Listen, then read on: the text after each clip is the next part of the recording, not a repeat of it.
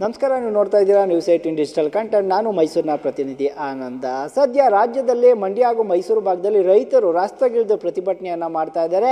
ನಮ್ಮ ಬೆಳೆಗಳಿಗೆ ನೀರು ಕೊಡಿ ಅಂತೇಳಿ ಒತ್ತಾಯವನ್ನು ಮಾಡ್ತಾ ಇದ್ದಾರೆ. ಮತ್ತೊಂದು ಕಡೆಯಾಗಿ ತಮಿಳುನಾಡಿಗೆ ನೀರು ಬಿಡಬಾರ್ದು ಅಂತೇಳಿ ಪ್ರತಿಭಟನೆಗಳ ಮೂಲಕ ಒಂದಷ್ಟು ಎಚ್ಚರಿಕೆಯನ್ನು ಹಾಗೂ ಸರ್ಕಾರಕ್ಕೆ ರವಾನೆ ಮಾಡ್ತಿದ್ರು ಕೂಡ ಸರ್ಕಾರ ಯಾವುದು ಕೂಡ ಬಗ್ತಾ ಇಲ್ಲ. ಮತ್ತೊಂದು ಕಡೆಯಾಗಿ ತಮಿಳುನಾಡು ಸರ್ಕಾರ CWRC ಹಾಗೂ CWMA ಆದೇಶದಂತೆ ನಮಗೂ ನೀರು ಬಿಡಲೇಬೇಕು ಅಂತೇಳಿ ಅಲ್ಲೂ ಸಹ ರೈತರು ಪ್ರತಿಭಟನೆ ನಡೆಸಿದ್ರು.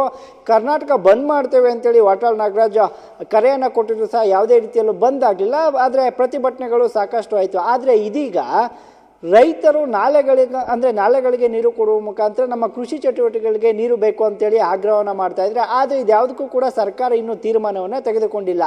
ಆದರೆ ಇದೀಗ ಏನು ತಮಿಳುನಾಡು ಸರ್ಕಾರಕ್ಕೆ ಕಾವೇರಿ ಮುಖಾಂತರ ನೀರನ್ನು ಹರಿಸಬೇಕು, ಅದನ್ನೇ ಈಗಾಗಲೇ ಕದ್ದು ಮುಚ್ಚಿ ಸರ್ಕಾರ ಹರಿಸ್ತಾ ಇರುವಂಥದ್ದು ಬೆಳಕಿಗೆ ಬಂದಿರುವಂಥದ್ದು. ಕಬಿನಿ ಜಲಾಶಯದ ಒಳಹರಿವು ಏನಿತ್ತು 30,000 ಕ್ಯೂಸೆಕ್ ಇದ್ದಂಥದ್ದು ಸದ್ಯ ಇದೀಗ 7,600 ಕ್ಯೂಸೆಕ್ಸ್ ನೀರು ಕಬಿನಿ ಡ್ಯಾಮ್ಗೆ ಹರಿದು ಬರ್ತಾ ಇದೆ. 19.57 ಸಾಮರ್ಥ್ಯ ಇರತಕ್ಕಂಥ ನೀರೇನಿದೆ ಅದು ಇದೀಗ ಅಷ್ಟು ಸಾಮರ್ಥ್ಯ ನೀರನ್ನು ಕಬಿನಿ ಡ್ಯಾಮ್ ಹೊಂದಿದ್ರು ಕೂಡ ಅದು ಭರ್ತಿಯಾಗುವ ಮುನ್ನವೇ ತಮಿಳುನಾಡಿಗೆ ನೀರನ್ನು ಹರಿಸ್ತಾ ಇರುವಂಥದ್ದು. 7,600 ಕ್ಯೂಸೆಕ್ಸ್ ನೀರು ಕಬಿನಿ ಡ್ಯಾಮ್ಗೆ ಒಂದು ಕಡೆ ಹರಿದು ಬರ್ತಾ ಇದೆ. ಮತ್ತೊಂದು ಕಡೆ 13,600 ಕ್ಯೂಸೆಕ್ಸ್ ನೀರನ್ನು ತಮಿಳುನಾಡತ್ತ ಕಪಿಲಾ ನದಿಯ ಮುಖಾಂತರ ತಮಿಳುನಾಡತ್ತ ಈಗಾಗಲೇ ಸರ್ಕಾರ ಹರಿಸ್ತಾ ಇದೆ. ಇದರಿಂದ ರಾಜ್ಯದ ಎಸ್ಪೆಷಲಿ ಮಂಡ್ಯ ಹಾಗೂ ಮೈಸೂರು ಭಾಗದ ರೈತರು ಆಕ್ರೋಶವನ್ನು ಹೊರಹಾಕ್ತಾ ಇರುವಂಥದ್ದು.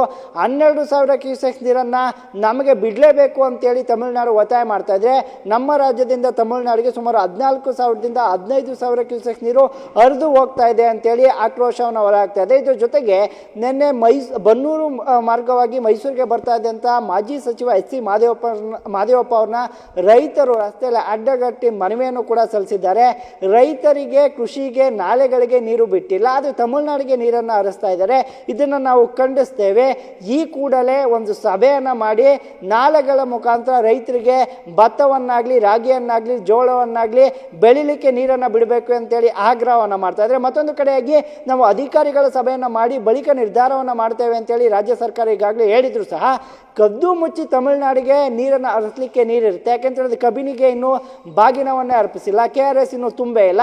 ಅಂಥ ಸಮಯದಲ್ಲೂ ಕೂಡ ತಮಿಳುನಾಡಿಗೆ ಬಿಡಬೇಕಾದಂಥ ನೀರನ್ನ ಹೆಚ್ಚುವರಿಯಾಗಿ ರಾಜ್ಯ ಸರ್ಕಾರ ಬಿಡ್ತಾ ಇರುವ ಹಿನ್ನೆಲೆಯಲ್ಲಿ ರೈತರು ಆಕ್ರೋಶವನ್ನು ಹೊರಹಾಕ್ತಾ ಇದ್ದಾರೆ. ಇನ್ನು 2-3 ದಿನಗಳಲ್ಲಿ ನೀರನ್ನು ನಾಲೆಗಳಿಗೆ ಬಿಡದೆ ಹೋದರೆ ನಾವು ಆಯಾ ಜಿಲ್ಲಾ ಕಚೇರಿಗಳ ಮುಂಭಾಗ ಮುತ್ತಿಗೆಯನ್ನು ಹಾಕಿ ಪ್ರತಿಭಟನೆ ಮಾಡ್ತೇವೆ ಅಂತೇಳಿ ಕೂಡ ಎಚ್ಚರಿಕೆಯನ್ನು ಕೊಡ್ತಾ ಇದ್ದಾರೆ. ಇನ್ನಾದರೂ ಸರ್ಕಾರ ಒಂದು ತೀರ್ಮಾನಕ್ಕೆ ಬಂದು ರೈತರ ಬೆಳೆಗಳಿಗೆ ನೀರನ್ನು ಕೊಡುತ್ತಾ ಅಥವಾ ತಮಿಳುನಾಡಿಗೆ ನೀರನ್ನು ಬಿಟ್ಟಿರುವ ಪ್ರಕಾರವೇ ಮುಂದುವರಿಸುತ್ತಾ ಅನ್ನುವಂಥದ್ದನ್ನ ಕಾದು ನೋಡಬೇಕಾಗಿದೆ.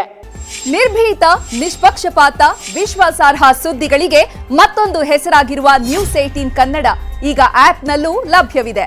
ದಯವಿಟ್ಟು ಇಲ್ಲಿರುವ QR ಕೋಡ್ ಅನ್ನು ಸ್ಕ್ಯಾನ್ ಮಾಡಿಕೊಂಡು ಆಪ್ ಡೌನ್ಲೋಡ್ ಮಾಡೋದಕ್ಕೆ ಮರಿಬೇಡಿ.